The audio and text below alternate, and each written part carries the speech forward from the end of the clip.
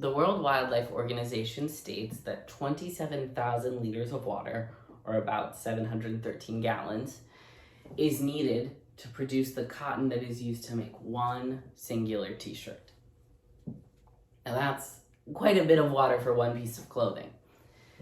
This effect sort of grows when we start to think about fast fashion. The fast fashion industry is sort of known for designing and taking high fashion designs or like fashionable things happening in the media and making them accessible to lower income folks by making them cheaply and then selling them cheaply. Now, this is a good answer for those of us who are low income and really enjoy fashion and expression through our clothes. I include myself in that because I really do care about what I wear and what I look like, and I find that the things that I wear have a lot to do with how I feel about myself and how I feel about how I'm being seen. So fashion is something that's like very important to me. And I also am poor, just have been poor for quite some time, you know? And fashion and poverty don't always go well together.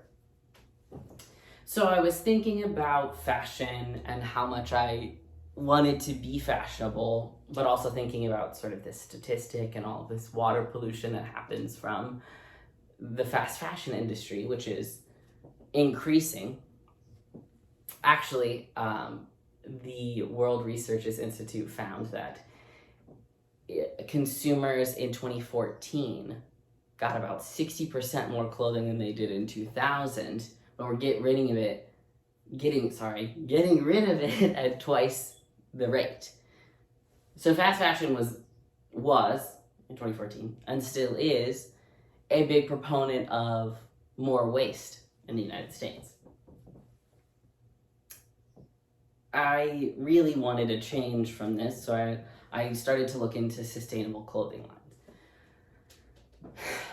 Now, I don't know if you've shopped at sustainable stores, but those things are quite more expensive when you compare a sort of $7 shirt at a Uniqlo to a $60 t-shirt, at a sustainable store, which is just not realistic for me and not realistic for a lot of people who like fashion, but also care about the environment and care about people. This is sort of like a dichotomy of sort of how do we fix this, right? And then when you start to look into the reasons why sustainable companies are so expensive, things get even more complicated. Rebecca von Bergen, who is the CEO and the founder of Nest, which is a nonprofit organization that links companies with ethical labor, stated that one of the biggest costs in producing sustainable clothing is labor, because a lot of these fast fashion corporations use things like slave labor or exploitation of labor, low wages, et cetera, and sort of exploit the labor of people to make cheaper clothes.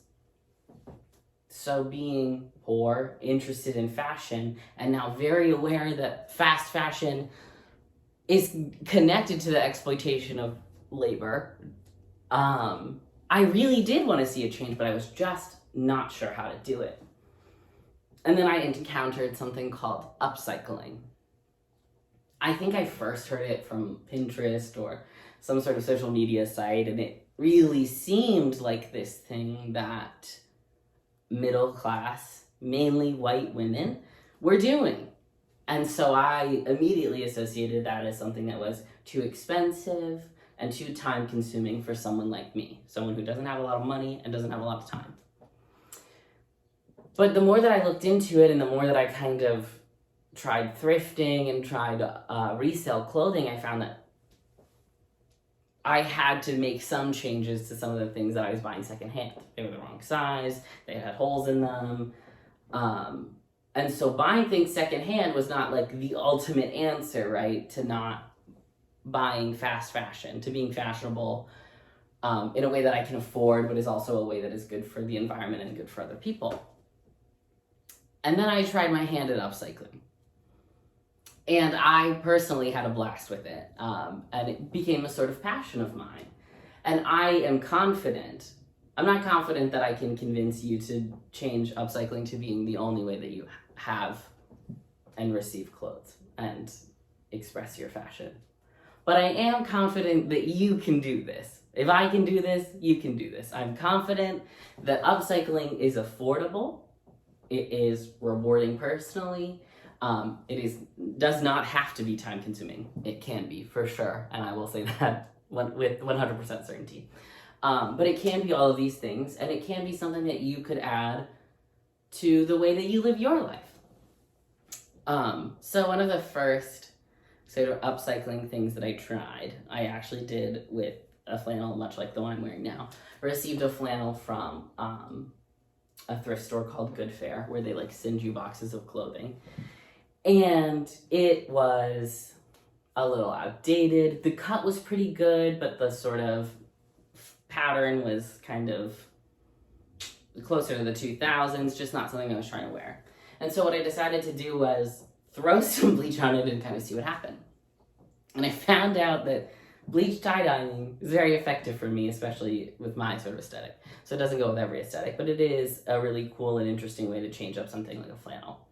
And bleach is very cheap, very affordable, something that most of us have around our houses. So that is like one easy way to buy something at a thrift store or to get something, you know, from a friend or what say you, something that has already been used, and to sort of give it new life. That's something that you want to wear. Some of the projects that I've done have been a little more advanced than that. Say these pair of jeans, which I actually created these with a sewing machine. And what I did was I had a pair of jeans on the inside that I thrifted, and they were a couple sizes too small. And then I had this pair of jeans, which I had for a few years, but had a couple holes on the inside. And so I cut lines in them and sewed them together with like one stitch so that it has this sort of color blocking effect, which is super fun. This was time consuming. It took me about, I'm not very good at sewing, so it took me about like 8 or 9 hours. But it gave new life to 2 pairs of pants that are now not in a landfill, and it's a pair of pants that I wear all the time that I did not buy, that created all that waste or used slave labor. Another really simple and easy way to sort of upcycle your clothes is cropping them. I have been known to sort of cut the bottom off of too many things, but I've got a little crop here I'll show you. So this is a hoodie that I also got from Good Fare. It came to me, it was all the way down to here, and the cut was sort of wrong, and the gray was not the right color. So I tie-dyed it, and then I cropped it, and now I wear it all the time. It's super cute. We love that. That's, you know, something easy, something doable. If you're tie-dyeing, it takes a little bit longer, but like at most, it's gonna take you 24 hours in total of time, but like about 2 hours of work maybe. Another really easy thing to do is to stitch 2 things together. You can do this hand stitch. This is just, with this guy, I just did like a single seam on the inside, where I cut 2 flannels in half and then sewed them together. But you can do that with a sewing machine, which takes about 5 minutes maybe. It's super, super quick. Or by hand, which takes a little bit longer. And then I also took the hood off of a hoodie that I had cropped too short. So that was my bad. And I used that to create a hood on this little flannel. So that's also definitely doable. Maybe like takes a little bit more things that you might not always have on hand, but still something that you can absolutely do. So those are just some of the few examples of the ways that I have upcycled, but as you can kind of see, there are many different ways that you can style clothes that can express how you're feeling, express the way that you want to be seen, and is also going to be better for the environment, be better for workers, and be better for yourself. So altogether, I can't say how many liters of water I personally have saved upcycling, but I am confident that the things that I'm doing are making a small difference in the world, and the things that you're doing can also do that.